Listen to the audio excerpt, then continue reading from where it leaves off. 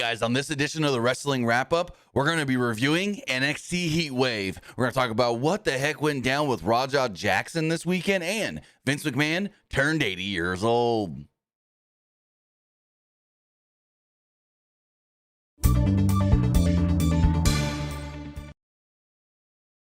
Hey guys, it's Monday, August 25th, 2025, and this is the Wrestling Wrap-Up. We had a good weekend of wrestling this weekend. If you didn't see our review yesterday of AEW Cross and JPW Forbidden Door, we had a lot of fun talking about that show, where it was like, it wasn't a bad show, but it wasn't a great show, and there was a lot of things on that show that I didn't really like because of the way things went down. You can hear all about it if you go and check out that live stream review that we did do yesterday, that a lot of people gave me some good feedback on. So I really do appreciate that. And today, as I stated at the top of the show, we're going to be reviewing NXT Heatwave. Both shows were yesterday. I'm like, I'm only doing one of these live streams. So we pushed it to today. And that's what we got the wrap up for, to talk about all the news that some people may have missed. And if you missed the Heatwave stuff, hey, we're going to talk about it all here. I did finish watching Heatwave this morning. I watched it all last night except for the main event. Watched it this morning and I was like, whoa. That main event, we're going to get into it here in a moment. That main event between Javon Evans and Obafemi was fantastic, but scary at the same time. That new Javon Evans spot where they throw him out of the ring onto the announce table is so freaking scary. Because as we saw with the Trick Williams one, he basically overshot the table. Then we saw with the Oba one last night, he landed right on his tailbone. So yeah, I don't know about all of that, but with that, I want to say thank you for joining us here. Twitch.tv/PWU Unlimited, YouTube.com/Pro Wrestling Unlimited, and podcast services all around the globe like Stitcher, Spotify, Google Pod, Apple Pod, Anchor, iHeartRadio, and so much more. Remember, if you are watching live on Twitch, you can help us out a couple of different ways. You can help us out by hitting that donate button down below, or by donating Twitch bits in the live chat. Also, remember, you can help us out by subscribing to the channel, one of two different ways.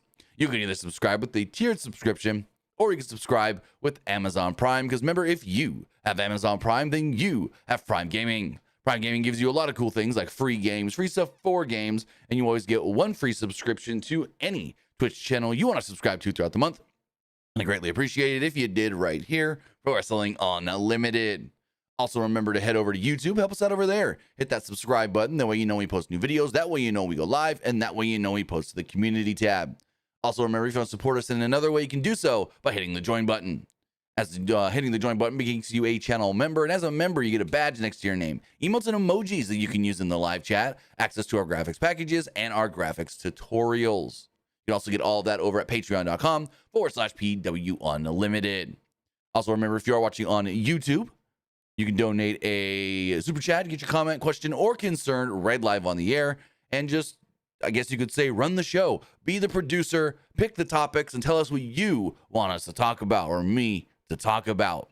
And finally, head over to the Epic Game Store. Head over to the Epic Game Store and buy something. Whether you're buying a new game, whether you're buying an old game, whether you're claiming a free game or getting bucks for Rocket League, Fortnite, or Fall Guys, use this code right here, PW Unlimited, at checkout, and you will be supporting us at no extra cost. Maybe you're playing Fortnite and you want them Power Ranger skins. You say, yeah, Battle Pass. That gives me Tommy. I get the green and the white, but I want blue, I want red, I want pink, I want yellow, I want black.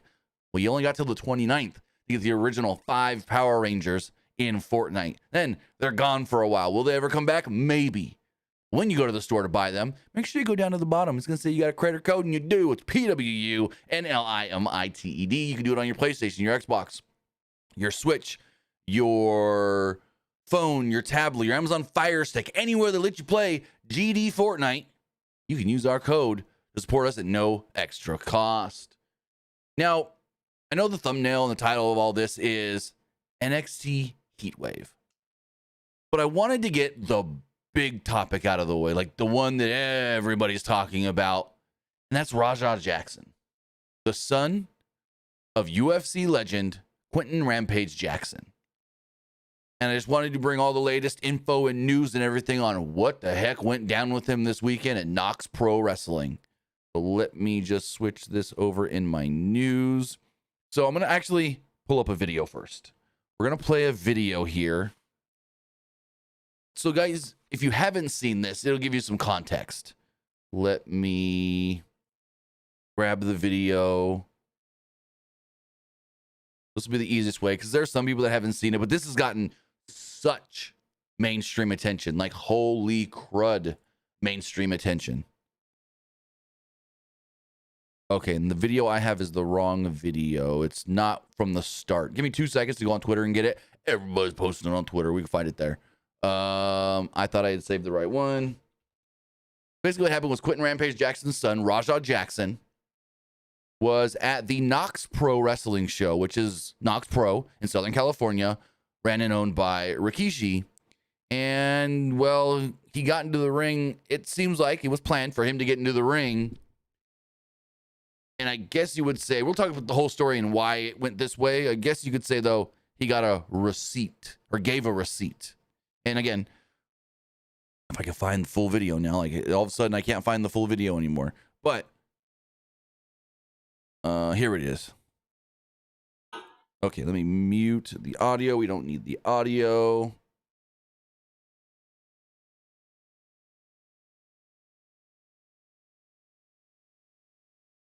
So basically, this is what happened. I don't have it from the start, but basically he jumps into the ring, right? He jumps into the ring, and this is Psycho Stu.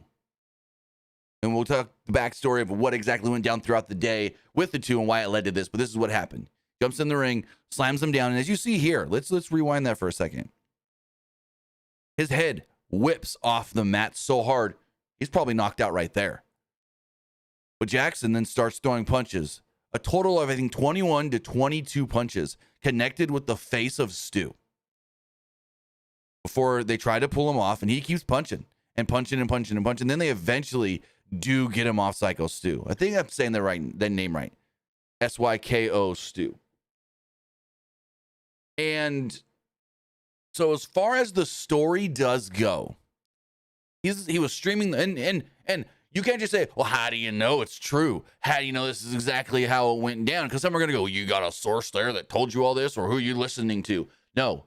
Jackson was live streaming on Kick the entire day. It's been taken down off of Kick by now, but there's a full 2 hours of this that you can find on YouTube of his whole day of Knox Pro, backstage and everything. And what happened was he was backstage at Knox Pro, and an incident went down with him and Stu. Where Stu, I guess, tried to do, I don't know if they were goofing around. I don't know what. But Stu saw the guy backstage, thought he was another worker. And I guess there's like a thing they do in wrestling where like you pretend like you're going to smash a beer can on a guy's head. Well, he did it to Stu, or he did it to Jackson, Rajah, and Rajah didn't quite like it apparently. And so Rajah got upset when Stu realized he wasn't another one of the boys and was upset about it. He went and tried to apologize to him and all of this. And he thought, okay, we're cool. Whatever. I'm sorry.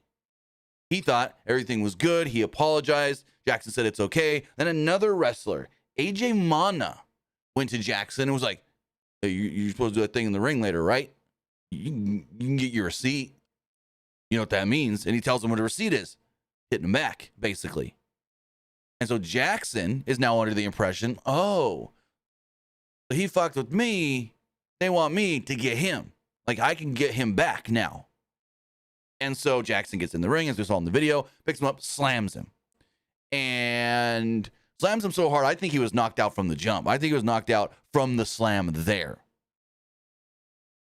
And so he then proceeds to throw, I think the number was 21, 22 punches. Now, Richard says, didn't look like it hurt. Didn't look like what hurt? All those punches? Go let a professionally trained MMA fighter punch you in the face 20-something times. Is that what you're saying? That it didn't look like it hurt? So one wrestler there that was at the show spoke with, I want to say it was USA Today, and stated that Stu was knocked out, choking on his own blood and teeth. Had many teeth knocked out. And I'm going to see if there's any more updates, because I last checked about an hour ago, maybe 45 minutes ago. I just want to see if there's any more updates on this story. And that's where we're at. Like, Knox Pro put out a statement stating that they're praying for him. He was in not good condition.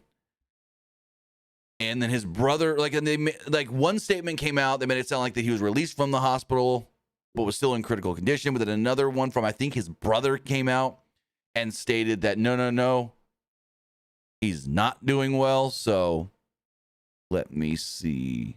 And we do know that he is a retired from the military. He has PTSD. And one of his ways of coping is by doing professional wrestling. And what we have learned now, god dang, the LAPD is now investigating this, as it could end up being assault. According to TMZ, cops were called to the Knox Pro event that took place near Los Angeles and took a police report from after Raja Jackson, MMA fighter of son Rampage Jackson, assaulted a wrestler in a planned angle that turned into a violent assault. As of now, the incident is being investigated by the LAPD. So that's crazy. And it was Douglas Mallow is the one that told USA Today that he lost a lot of teeth. His face was all messed up, multiple broken bones in his face. He said, quote, he was choking on his own blood and teeth, Mallow said. Somebody reminded me there's kids there. And then I was like, oh my God. Mallow confirmed on Reddit that Stu also will be going home. But then I guess his brother came out later and made it seem like, no, he's not going home. So, okay. Richard, thank you for clarifying that. The chat, I got both the Twitch and the YouTube chat together on my end, so I see them. They're all scrolling together. So if I do miss comments sometimes, thank you for clarifying. You meant the can thing. Yeah, the can didn't look like it was anything because, again, it's a thing wrestlers do. They pretend smash a can on your head. Again, wrestling, fake, pretend. They're pretending. Raja's not a worker. Raja's not one of the boys. But then this AJ Mana tried to be cool backstage and say, hey, well, you can go get your receipt. Really give him one. And I guess Raja was under the assumption of he was supposed to jump in there, throw a couple punches, and then they'll pull him off. But they really weren't pulling him off. And then when they tried to pull him off, he didn't stop. So a very, very scary situation being monitored by the LAPD. WWE is now monitoring the situation because think about this. Knox Pro is a WWE ID certified school. WWE is technically associated with Knox Pro. And now with all this bad publicity from this incident that took place in Knox Pro, I mean, there's a chance WWE severs ties. It's unfortunate to hear and to think that that could happen. But it's just on a WWE level, it's like, yeah, we can't be associated with a company that's going to let that happen. And yeah. And it's like no one other than maybe one person knew that that was going to happen like that. Like, how do I explain it? No one knew that he was going to punch him that many times. Like, no one knew that. But, I mean, when you have somebody tell you to go get your receipt, is that guy now partially liable? Is AJ Mana now partially liable within this?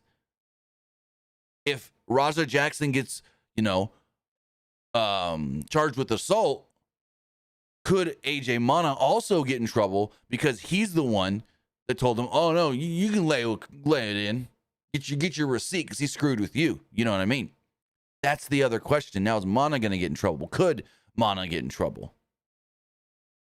Fonzie says they already removed all mentions of WWE ID. Knox Pro did? Gotcha. That I hadn't seen yet. But Mr. Beast, who actually technically kind of does have connections to pro wrestling, chimed in on this and says that he would like to help out. Now, if you say, well, how's Mr. Beast connected to pro wrestling? Mr. Beast has a company called Lunchly with Logan Paul, who is a WWE superstar. But Mr. Beast did send out a tweet that I'm going to pull up here on the screen. And Mr. Beast doesn't have to do this. Mr. Beast doesn't have to get involved here. But hey, kudos on Mr. Beast. Grab this.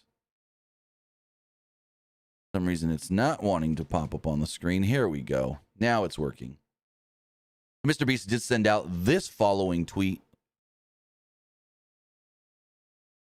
that states, quote, dang man, this hurts to see, especially because I read he was a veteran that used wrestling as an outlet to get over PTSD. Genuinely, if anyone connected to him knows of a way I can help, please reach out. If his kid is a fan, or I can help with his hospital bills. I don't know, but I'll help. Great on Mr. Beast. Great on him. Great on Jimmy for wanting to help. This shows how great of a guy he is. Everyone says he's a great guy, great guy, great guy. Yeah, and stuff like that shows that Mr. Beast is a great guy. But the latest that we have heard, is LAPD is investigating. Knox Pro put out a statement saying that they don't condone any of this. And the just thing about all of this is Rampage Jackson did like some sort of a video like 3 weeks ago, 2-3 weeks ago, and literally said, I think he's got 3 kids, and he's like, yeah, I've been putting some money aside. I got money set for college for a couple of my kids, and I got bail money for my other son, Raja. So he's known to be trouble, I guess you would say. If his dad says, 2 of my kids I got college funds for, the other one I got a bail fund for. Like, holy shit. So if we do hear anything further on this situation, the health update status of Psycho Stu, we will let you guys know here, Pro Wrestling Unlimited. But on a less somber note, last night was WWE or NXT. It's weird. Sometimes they'll call the PLEs NXT, but then sometimes they're WWE. We're just always going to go WWE. WWE Heatwave from the Lowell Memorial Auditorium in Lowell, Massachusetts. I always love watching shows from this building because it's such a cool building. It's different. And WWE's been running here forever. The last night's show, I thought was a really good show. I wouldn't say it was great. Like if I had to, it's almost, I know someone's going to ask it, so I'll just say right now, you can't compare it to the AEW show because the AEW show was a bigger deal show. The AEW show had more matches and more bigger matches, I guess you would say. Overall, my enjoyment, though, I thought that was about even. I maybe enjoyed, what's the word I'm looking for? I maybe enjoyed Heatwave just a tiny, tiny bit more. Because I really, really liked Obafemi and Javon Evans. I really liked Obafemi and Javon Evans. And they ended this show in a way that I say all shows should end, with a slight angle. Because show ended, Obafemi's in the ring, got his belt, he's celebrating, and out comes Ricky. I love when a pay-per-view or a PLE ends, and you know what's next for the champion, or what's potentially next. AEW never really does that. WWE rarely now ever does that. They don't do it as often as they used to. They did it last night, and I was like, oh, yeah. Teasing for the future. And I love when wrestling shows. Vince used to do that all the time. Pay-per-view would be coming to the end, and 7 out of 10 times, 8 out of 10 times, someone would appear, or there'd be some sort of a tease for, oh, this is next for the champion. So I really enjoyed and thought that was a good little kook as well. But as far as the show does go, the show opened up with a triple threat match. We actually had 2 triple threat matches on the show, but a triple threat match with the winner becoming the #1 contender for the NXT Women's Championship. It was Jada Parker, Kalani Jordynne, and Lola Vice.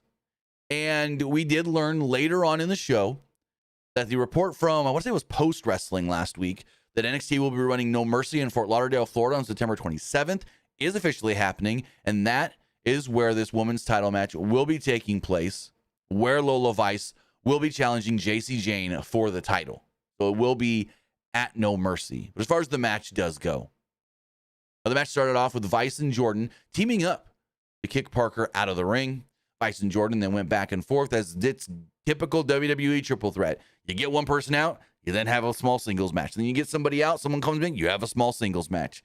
It's just the trope that they do. Vice and Jordynne, like I said, went back and forth after Parker did try to rejoin the fray. She did knock up both women, knocked their heads together, and like coconuts. Parker then stacked Jordynne and Vice up on the second rope in the corner and then dropped them both. Parker tossed Jordynne out of the ring to hit a Samoan drop on Vice. Jordynne got right back into it, though, climbing the ring post, but missing a splash on Vice. Also, Kalani Jordynne now does the whole braids and pulls the hair tight and everything. Almost looked different to me. I was like, wait, that's Kalani Jordynne? I guess I don't watch NXT enough. I catch it once or twice a month. And then I keep up on social media and everything on what's coming up for the next PLE or whatever. But it's I saw it and I go, I had to take a double take. I'm like, oh, Kalani looking a little bit different. Anyways, Jordynne at one point did hit a split-legged DDT on Vice, but only got a 2 off of it. She went back up top, but Parker shoved her off the ring post. Parker and Jordynne fought on the ring apron, with Parker taking a super kick from Jordynne. Jordynne then hit a corkscrew over the top rope on both Vice and Parker. Booker T, just being Booker T at this point, going ham. You gotta love it. You gotta love it, because Booker T, they ain't no one like Booker T on commentary. As much as I praised Bryan Danielson for being on commentary yesterday at Forbidden Door, saying that he should just be a regular AEW commentator, Booker's just as fun. Like, Bryan's fun in a different way. Bryan's fun because he calls things at times as a shoot, and he is very informative in what he's telling you.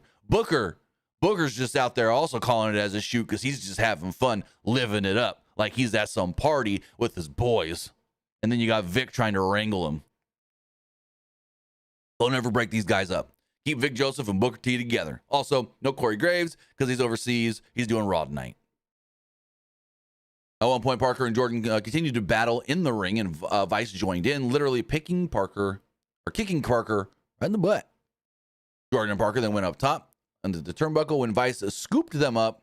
Double suplex off the ropes, little Tower of Doom spot here. All three tried to stagger to their feet with Vice and Parker locking up. Parker subdued her for a little bit with a back elbow, just in time to catch Kalani coming off the top rope. Parker then got the knees up, though, but was taken out by Vice. Jordynne then put Vice on her shoulders and hit a big spin. She then went for a 450 off the top, but Vice scouted it and put her in a sleeper submission. Just as Jordynne was about to pass out, though, Parker broke it up. Vice then rolled her up. 1, 2, 3.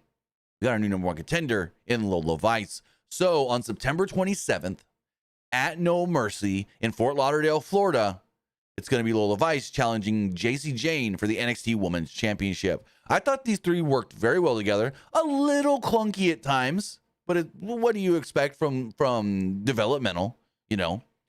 But a little clunky at times. There was maybe one spot where they got lost for a second, but it was so minute that you may have even missed it. And yeah, Lola Vice will be challenging for the belt. I don't see Lola Vice winning. Like, I see the upside in Lola Vice, but then when I watch her matches, nothing against her. I think she is a good pro wrestler. I think she is progressing and getting better every time I see her. But then she falls into the trope of her whole thing is I got to shake my butt. I got to wiggle my ass. Because she's doing this move where she's got the whole, Jacob Fatu does the running hip attack into the corners. Well, she's got to get in the middle of the ring first and shake the booty. Shake it, shake it, shake it.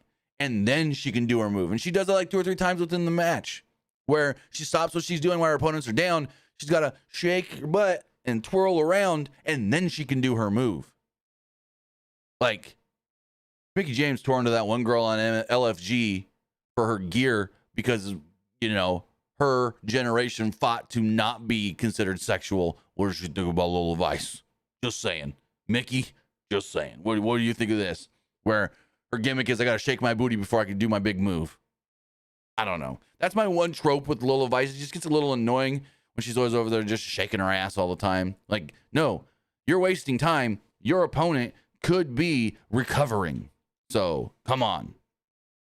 Also, I want to say thank you to Killjoy Army on Twitch for for subscribing. I do appreciate that. So, yeah, I thought this was a really fun opener and a great way to open up the show. Crowd was good for this match. They were good for most of the show. And this really, got them going. Next, multiple promos from for Evolve, just telling us, hey, go watch the show on Tubi. The Calling then joined us for a therapy session. Basically, Izzy Dame and Tatum Paxley will be teaming up this week against Ren Sinclair and a partner of her choosing, as they said, if she can find one.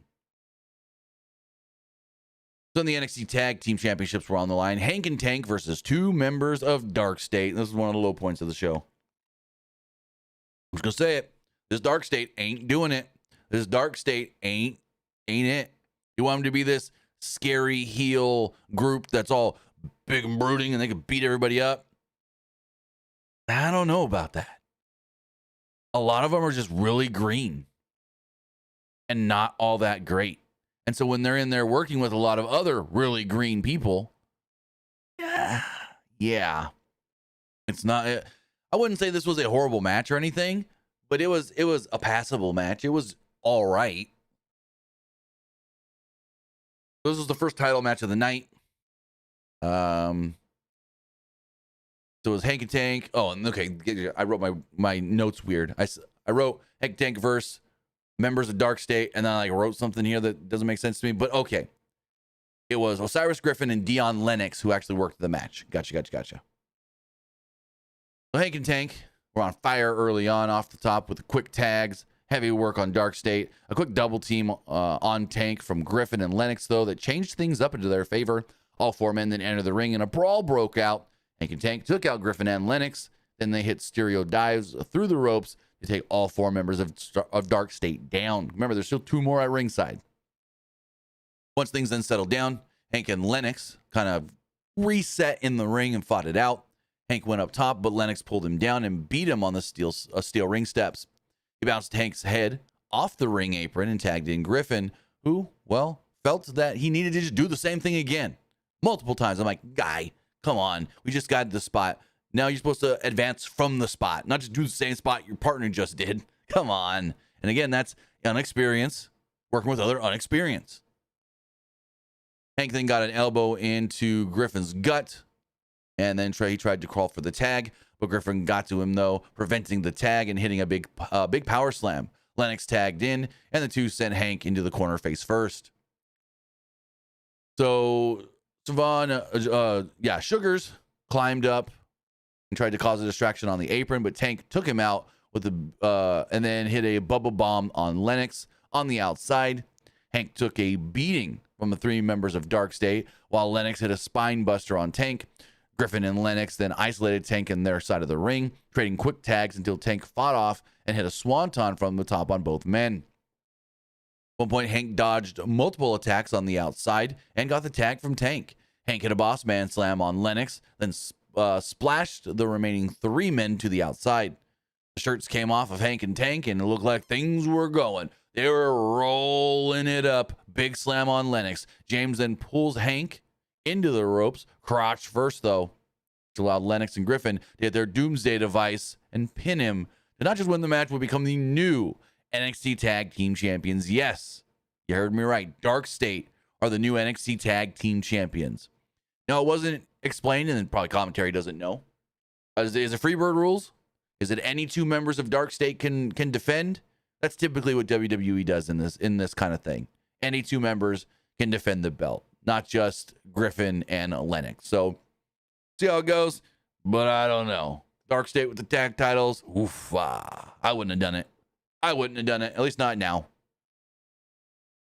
That was the one big, didn't expect that one on this show. Then, Lexis King's backstage with Ava. And if you didn't watch last week's NXT, he was with Miles Bourne and basically was like, man, I didn't know you had so many disabilities. I'm paraphrasing. I don't know 100%, but this is basically what he told him. He was Bourne, you're deaf. I know you can't hear, but I didn't know you're blind as well. And Miles Bourne's like, I'm not blind. And so Lexis, gives us powder or whatever in Miles's eyes and blinds him, basically. And so the two are supposed to have a match this Tuesday on NXT. And at the pay-per-view at Heatwave, Lexis King is in the back talking with NXT General Manager Ava, where she's like, so you blinded Miles. And maybe he can't work this week. Maybe he can't work the match on Tuesday. You blinded him. He can't see. And Lexis is like, oh, well, too bad. I guess the match is off. And she's like, well, that's not quite the case. You took his vision, so I'm going to take yours as well. You're facing Miles Bourne on Tuesday in a blindfold match. I'm like, oh, haven't seen one of them in a while. That should be cool. So it will be Lexis King versus Miles Bourne Tuesday on NXT in a blindfold match. Next up, we had another title match. The TNA Knockouts Championship was on the line. JC Jane defending against both Masha Slamovich and Ash by Elegance. That's your new champion. Yes, the old Dana Brooke. Ash by Elegance is the new Knockouts champion. She's at the top of the Knockouts division, ladies and gentlemen. Jesus Christ. So, good match. I thought, Wasn't great, but I thought it was good. All three ladies were fine. You know, there's two in there better than one. The one that won is the one that's not as good as the other two. So it's like, uh-oh. But regardless, Ash and Slamovich zeroed in on each other early on when you thought they would work together early on, because the big thing on commentary was, can TNA get their title back? Can a TNA wrestler win this belt? And as soon as they start fighting each other, Booker goes, well, they didn't last long. And they also showed TNA president Carlos Silva was in the crowd as well. I mean, they said him and the top brass at NXT are here. And so as far as the match goes, Jane hit a blockbuster on Ash at one point on the outside, but left herself open to a corkscrew through the ropes from Masha Slamovich. Back inside the ring, Slamovich and Ash fought with Slamovich. I wrote that weird. Oh, they fought, and then Slamovich hit a series of kicks on Ash. Also, I think it was Vic. Every time he would say Ash, it sounded like he was saying ass. Every time. Almost 9 out of 10 times. Every time he would say Ash, ass, ass. That's what it sounded like. You could hear him say Ash once, and then it was ass, ass, ass, Ash, ass, ass, ass, Ash. Like, oh, geez, Vic, calm down. Anyways, they're fighting. Slamovich got a series of kicks on. She went for a move off the ropes, but Jane grabbed her and Pele'd Slamovich into the ring apron. Jane then hit Ash in the corner, but only got a 2 count after knocking her down. At one point, Slamovich tried to get involved in the match, but Jane hit her just hit her from behind. Slamovich responded with a drop kick and then a couple of hell of a kicks, as they called it, in the corner. Then there was a series of dueling cannonballs and a white noise into the corner. Ash bailed, leaving Slamovich and Jane trading punches. Jane hit a huge knee and pulled Slamovich into the ring for a neck breaker, but Ash broke up the pin. Ash then disposed of Jane and turned her attention to Masha, hitting a moonsault but missed.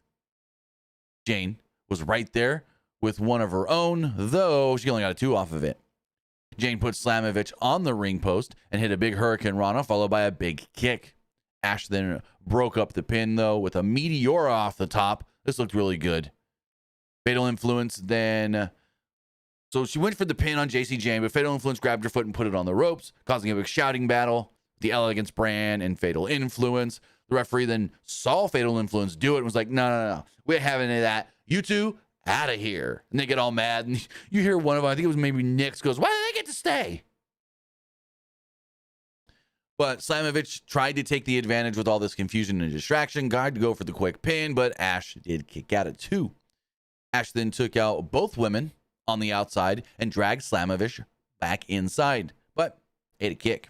Slamovich then went back to the kicks, but Ash caught her and returned the favor. Ash then hit a tornado DDT, then a moonsault, but JC Jane interrupted and hit a big high knee and got a near fall on Ash.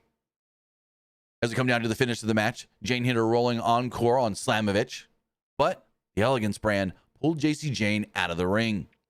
Then the ref did nothing here. Didn't try to kick them out or nothing, just whatever. I'm like, what? You kick out fucking Jasmine and Fallon, but you ain't gonna kick out these two? Oh, okay. That's really fair, ref. You're an NXT ref too. So Ash hit a swanton on Slamovich in the ring and then just pinned her. 1, 2, 3. Ash by Elegance is your new TNA Knockouts champion. Like, I thought it was a fun match. Both of these women's triple threats tonight were actually really fun. I will say that. They were really fun to watch matches. Both of the women's triple threats on Heatwave. But the title's no longer in NXT. It's back with a TNA wrestler, so we'll see where that all leads to.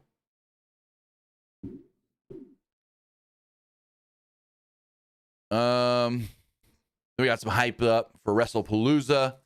Then we got Ricky Sainz and Javon Evans. So Javon's in the back, kind of like stretching, and Ricky comes up and goes, hey, what's up? I'm rooting for you. What Undertaker said about you, he's not wrong. You're the future. Go out there, you can beat Oba. And he's like hyping him up. He's like, man, Javon's over there. I appreciate it. I appreciate the, the hype up and this and that and And Ricky goes, but just know, when you win that match, I'm gonna be the first one coming for my opportunity. And Javon kind of gets all serious. He's like, whoa, calm down. Just know that when you come through that curtain and that belt on your shoulder, I'm going to be there. Yes, to congratulate you, but also to tell you that I'm next. I want a shot at the belt. And like, he's like, but hey, we're cool. We're cool. Respect, da-da-da. And like, so Ricky basically told him, I want you to win, and then I want to challenge you. I think you can win, but just know I'm next. And we learned that it didn't matter who wins, Ricky's just next. Then we got Jordynne Grace and Blake Monroe. It's a pretty good match. I would say it was a nasty match at times too, because they worked hard to make this thing look like a fight. Not a wrestling match, but a fight. And they got intense at times, and it looked like there were even some hard shots. They got the crowd chanting "Fight Forever." Like, basically, Blake Monroe said, Jordynne, I can go, and I can go hard. Look at my AEW matches. Don't hold back. Basically what this felt like. We did get a very long recap of the whole relationship between the two and what really led to this and all that. And so right off the bell, Monroe delivered a big slap to Jordynne Grace and then did the smartest thing she could do, run away. Because Juggernaut ain't going to take that. Grace chased her as Monroe tried to hide behind the announce team. And Vic's like, so she's like standing there against the barricade over behind the announce table. And Vic's like, what are you doing? No, get away. Get away. Go. Have your match. He's like, you don't need to be back here. What are you doing? Like, he thought Jordynne was going to jump that table to come get her. He didn't want to be a casualty. So they get back into the ring eventually. Commentary's all stirring because I guess something got unplugged. I don't know. And Grace flipped Monroe with a big back slam, followed by a twisting suplex. Monroe tried to get away again, bailing from the ring. Grace followed and back slammed her onto the floor. Grace put Monroe on her shoulders and climbed the ring steps to go back into the ring, but didn't fully get in there as Monroe wiggled free and then ripped Grace's, just slammed her right down on those steel steps. Basically did one of those, like, grabbed her by the head, but spun her around, jumped down, boom, she hit hard, back first on the steps. Monroe then jumped back into the ring to break the count, and Grace followed. Monroe took her time stomping her and pummeling her before going for a pin attempt and only got a 2. Monroe hit a drop kick on Grace against the ropes, sending her back to the outside. She then wrapped Grace's arm around the ring post, wrenching and twisting it before tossing her back in the ring. Monroe tried to get a submission in with an arm bar, but Grace reversed it. Monroe stepped over Grace, worked her arm yet again into another submission, but Grace just stood up, used the ropes, and reversed it into a suplex. Great spot. Great looking power spot here from Jordynne Grace. The two then began trading punches with Grace favoring her arm. Monroe took advantage and tried to hook her, but Grace put her down with a clothesline. Grace landed a spine buster and a jackhammer, but Monroe kicked out at 2. Grace then hit a back body drop and a bridging suplex, but Monroe kicked out at 2. Grace began stomping Monroe, and the two started trading headbutts. This is when things got really hard and nasty, because Monroe went for that nasty suplex, but Grace kicked out at 2. Monroe seemed distressed at this point, unsure how I can keep this woman down. Grace then tried to lift Monroe, but her arm kind of gave out from the earlier, armbar attempts and whatnot. Monroe pulled her to the top of the ring post, but Grace reversed it with a sit-down power bomb from the top rope. Monroe kicks out at 2. I'm like, this is it. Nope, that's not her finishing move. Fuck, that's nasty looking. That power bomb from the top, nasty. Monroe then stomped Grace into the exposed buckle, crushing her head against it.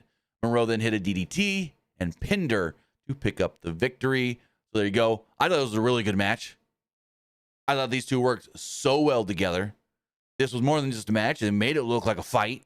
And Blake Monroe picks up the victory over Jordynne Grace. Now the big question is, what's next for either of these women? Blake Monroe, we know she's not going to be in line for the women's title because that's Lola Vice, but could she maybe want to go for the North American Championship? Jordynne Grace does take the loss. She's been in NXT for well over a year now. Does she? No, not a well over a year now. She's been around in NXT for so long. I've been forgetting that she only signed like in January. But she's been in NXT for enough time to where I think it's time for her to go to Raw or SmackDown. I think she would fit well on SmackDown. I think SmackDown could use somebody like her in that women's division. Backstage, Jada Parker lamented her loss tonight. when Lash Legend appeared. The two jaw jacked. There's a pull apart. We stay backstage. JC Jane and Fatal Influence were there, with Jane screaming at her minions for costing her the title. Lola, Sol Ruca, and Zarya arrived to make fun of her when Jane basically claimed that she was sick and leaving. This then led to basically country versus country in a mixed tag team match. It was Canada versus America. Chelsea Green and the North American champion Ethan Page against two former Olympians, Tyra May Steele and Tavion Heights. Yet, if you were to look up those names, Tyra May Steele and Tavion Heights, you would see neither of those names anywhere on any official Olympic records. If you're pushing that you've got two former Olympians and one that's an Olympic gold medalist, why would you change their name? They didn't change Gable Stevenson's name. He was wrestling in NXT as Gable Stevenson. So why did you change Tamensa? I always fuck up her real name. Tamensa Menstock or whatever her name is. Why do you change her name?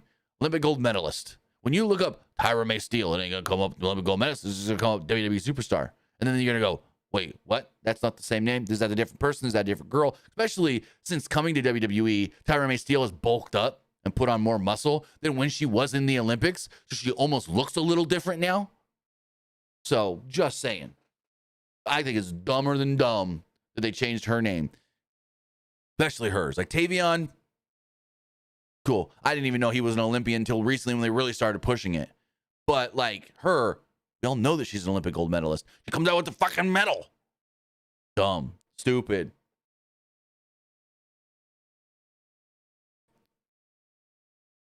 How did Blake Monroe cheat? The exposed buckle? Like it happens. Anyways, it was Chelsea Green and Ethan Page, like I said, against Tyra May Steele and Tavion Heights. That's the other thing. We'll rant one more time. Like they changed her name, right? And like her real name. Hold on. Real name is Tamara Mensah Stock. So it's like she's got the three names, the two last names, the hyphenated last name, Tamara Mensah Stock. So her wrestling name has got to have the three names, Tyra May Steele. Like, just use her real freaking name. Just saying. Just freaking saying. Anyways. Before the match, it must be stated that Chelsea is a treasure. Should be protected at all costs. Just saying. Chelsea Green, she's everything in wrestling right now. Like, she is so good, so great, can do it all. And some of you don't even know. Like, I'm going to say right now, some of you don't even know how good Chelsea Green really is because of her WWE character, which is her choice. She loves playing this character. She loves what WWE has her doing. But then if you go watch some of her TNA matches, you go watch some of her indie stuff, she can go with the best of them. She can be in there working just as good as a Becky and a Rhea or a Roxanne. So don't sleep on Chelsea. Yes, she's going to be this generation's female Santino, but that's what she likes to do, and that's what she's having fun doing. So Green and Steele started things off, and what do I? I just wrote that it is a mixed tag, so men got to wrestle the men, women got to wrestle the women. But then sometimes if a woman wants to slap a guy, they don't fuss about that. So the crowd's chanting, Canada, Canada, Canada in America. Anyways, Paige at one point grabbed a mic and promised not to sponsor the crowd for Canadian citizenship. Then he got in the ring to wrestle Heights after he was tagged in, landing several stomps and elbows. Paige grabbed a headlock on Heights and tossed him into the ropes. Heights then changed directions and bounced back into a clothesline. Paige and Heights then knocked noggins at one point, and Green sprinted across the ring to dropkick Steele off the apron. Paige then tagged in Green, and the crowd erupted. Chelsea came back in. Green tried to slap Heights, who caught her hand, leaving her open for May Steele. I'll just call her Steele. Steele hit a spear. Green battled back and drop-kicked Steele. She drop-kicked her into the ropes, followed by some stomps in the corner.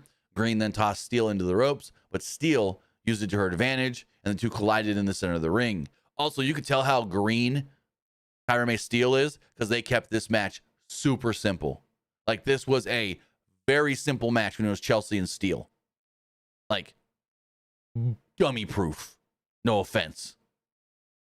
So Heights, they tag their partners in. The men get back in. Heights bursts out of the corner for a suplex and a massive power slam. Green then tried to kick Heights through the ropes, causing enough distraction for Paige to get up. The men then ran into each other, and Heights tagged in Steel. Steel grabbed Paige and hit a gut wrench on. Steel grabbed Paige and hit a gut wrench on him, followed by a spinebuster on Green, just showing off her power on both the men and the women. Alba Fire, the Seeker Hervers, then tried to get involved, but Steel suplexed her and Paige at the same time and tried to put on an ankle lock. Green was the legal person, though, and then grabbed Steel with an unpretty her, picking up the victory for the Canadian crew. Team Canada picks up the win, and the Olympic gold medalists are left, well, the Olympic wrestlers, Olympic athletes are left trying to ponder what just happened, basically. Cool. This was a fine match. Nothing special about it, but it's like, hey, they got to work with two pros. They got to work with two vets. They got to be in there and learn. That's the big thing. You got Ethan Page there. You got Chelsea Green coming down and working NXT, and this is their role to help the newer talent learn and get better. Eventually, Ethan Page will come to that main roster and frickin' kill it. I think Ethan Page is poised to be huge on the main roster. But in the time being, he's the NXT North America champion. He's down there working with the green guys because you need experienced guys for the lesser experienced green wrestlers to work with, work off of, and learn from. That's why you will always see a good mix of veterans and newbies in NXT because you need that. You need them to teach, to train, to learn from.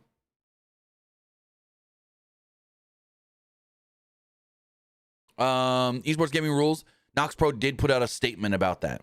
I don't know if Rikishi's going to say something specifically on his podcast, but the company, the promotion, the school did put out a statement.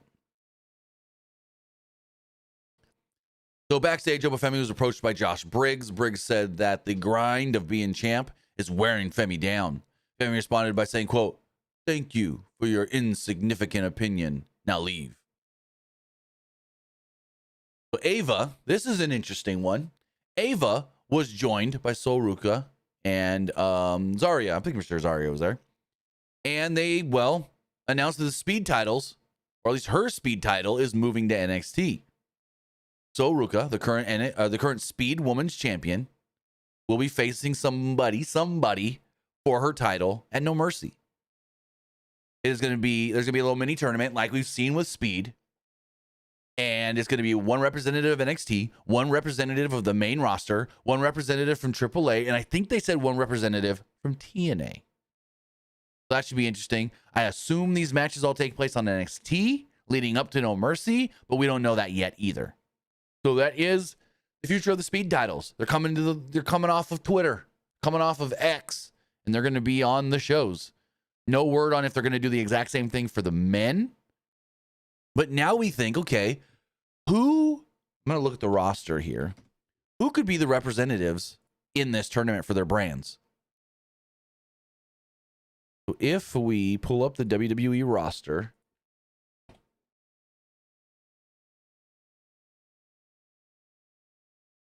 and again, speed champion, men's speed champion, I guess you could say that's Kaiser now. But like, who could represent NXT? Who could represent the main roster? So let's look at NXT first. So let's just go NXT. I keep looking at Blake Monroe there. I don't think she would be involved in this. Maybe a Fallon Henley, maybe an Izzy Dame or a Jada Parker. Ren Sinclair wouldn't be a bad idea. She'd probably be the one to like lose in the first round, but yeah. Just looking. Maybe Kalani. There's options there. Fallon Henley's a good choice, though, I think. Fallon Henley, Kalani Jordynne. Hell, Jordynne Grace. And then Jordynne Grace versus Sol Ruka in one of them 5-minute speed matches. That would actually be really fun. But then we look at the main roster. We don't have just a main roster page. We have just a overall page. So let's go current superstars. Oh, that's all superstars. We want current superstars. And then you look at the main roster and go, ooh, who? Bailey? Maybe. Probably not with the new gimmick they're doing. They're building that up. Candice LeRae? I could see that one. Former speed champion in her own right. First ever women's speed champion, I believe, if I'm remembering correctly. Actually, I think it's Candice LeRae. I think they should go Candice LeRae as the main roster representative. But then you got to go, okay, who from TNA? Who from AAA? I don't even know who they would get in that regard. So, because I don't know all the AAA women. Maybe you go like a Lady Flammer or something like that. That's just like the only name I know. But if we look at TNA really fast, I'm just pulling this to look at it myself. And you got Danny Luna, who I think would be good to use here. Indy Hartwell would be a really good choice. Yeah, I always mess up her name. The former Xia Li, Lei Ying Li. I think she would be great to put in something like this.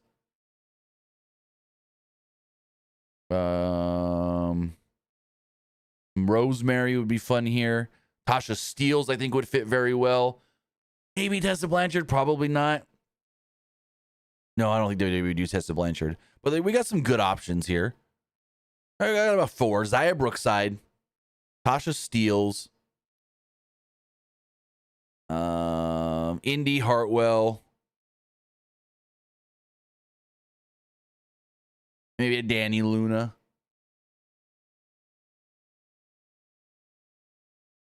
One second. Okay. But we got our main event. NXT Championship on the line. Obafemi defending against Javon Evans. This match was so good. So good. Incredible. I might even say my favorite match of the day from yesterday. Maybe. Not maybe. I know I had a better time watching this match than anything on the AEW show. I just thought that this match worked so well. It was the big man versus the little man. Even though Javon's tall, he's scrawny. And it worked so good. So Femi, an absolute monster, and the champion, really used his power early on to take it to the, I can't say smaller, because Javon's pretty tall. Like if Oba's, how tall is Obafemi? 6'5"? 6'7"? Obafemi height 6'6", and Javon's 6'1". So it's like, yeah, there's about a 5-inch difference there. But it's like Javon's still got some good height to him. And Oba's not, super Undertaker Kane tall, but he's getting there. He's up there. Anyways, Evans played it cool early on, put some distance between him and the champ. Femi then charged. He worked around him, trying to go for a waist lock. Femi shook him off, and Evans tried to go for a chop. Evans tried some kicks and some punches, but Femi kind of just absorbed them all, kind of chuckling, going, "Is that all you got?" Evans tried a bouncing cutter, but Femi caught him, sending him into the corner. Femi began pounding on Evans, delivering hammering blows to the back and kicks to his gut. Evans rallied back with some of his agility, but every time he would try to get some offense, maybe doing a springboard off the ropes or something, Femi would grab him and get him. It was until, a surprise super kick from Evans caught Obafemi and left him on his feet, but staggering. Evans then hit a double stomp and a Hurricane Rana on Femi, not giving him a chance to recover. Femi rolled to the outside, and Evans tried to go for a dive, but, Femi caught him, throat first, goozled him, and smacked him basically smacked him into next week. Femi then grabbed Evans in a military press and tossed him over the top rope back into the ring, like from the outside to the inside. Femi then stepped on Evans, putting all his weight onto his stomach. And the weird thing here, it's like, is Obafemi supposed to be a babyface or a heel? Because he worked this match as the total heel. But he does things that comes off normally with his character and so forth as like a babyface. Like he's the babyface that everyone loves to cheer. But this match totally worked the heel route. Femi picked up Evans and hit a double gut buster. Evans kicked out at 2. Femi tried a submission tactic. Femi tried to go for the submission tactic route, but Evans struggled up and tried a suplex on Femi. Femi reversed it, though. Of course, he ain't gonna suplex this guy. He reversed it and ended up crushing Evans under his weight. Evans then slipped away and managed to kick Femi in the head, sending him to the outside. Femi scrambled back in, though, and hit a massive spinebuster on Evans before he could recover. Femi then sent Evans to the corner, whipping him against the turnbuckle. Evans crumbled under the attack. Femi then sent him into the corner again, but Evans got a foot up and kicked Femi in the head. Dazed champion staggered back, and Evans tried to get him down, but Femi countered with a huge backbreaker followed by a choke slam. But one of them choke slams folded him up. Evans kicked out at 2, though, and Femi continued to clobber him. Evans then stood up in defiance and began raining punches on Femi, driving him back into the corner. Evans got caught by Femi at one point, but reversed it into a DDT before scrambling up to the ring post. Evans hit a splash, but didn't quite connect, showing how beat up he really was. Evans went back up top and hit a picture-perfect frog splash, but it wasn't enough to keep the champion down. Evans then hit a German suplex on Femi. That seemed to charge things up, as the champion would nail a massive lariat to begin running the ropes. Evans, though, interrupted with a cutter out of nowhere, and went up top. Femi was waiting for him to come back down and hit him with a huge European uppercut. Like, Evans was coming off to do that cutter, big cutter he does, bounce back cutter, and just boom, uppercut. You're dead. He's like pissed off now. Femi's not happy. Femi pulled Evans down, but Evans squirmed out of this. Femi then pushed him off the top as he tried to climb up there. Femi then tried a pop-up powerbomb, but Evans reversed into a cutter.